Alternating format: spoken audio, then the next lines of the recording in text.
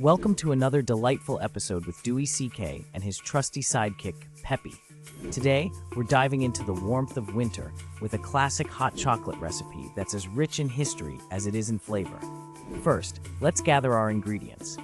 2 cups of whole milk, 2 tablespoons of unsweetened cocoa powder, 2 tablespoons of sugar, 1/4 teaspoon of vanilla extract, and a pinch of salt. Heat the milk in a saucepan over medium heat until it begins to steam, but don't let it boil. Meanwhile, in a small bowl, mix the cocoa powder, sugar, and salt. Slowly whisk this mixture into the steaming milk until fully dissolved.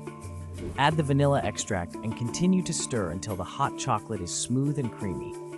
Pour into your favorite mug and top with whipped cream or marshmallows for an extra treat. Now let's stir in a bit of history. Hot chocolate dates back to the ancient Mayans, who drank a bitter chocolate drink mixed with spices. It wasn't until the 16th century that Spanish explorers introduced chocolate to Europe, where it was sweetened and became a luxurious beverage enjoyed by aristocrats.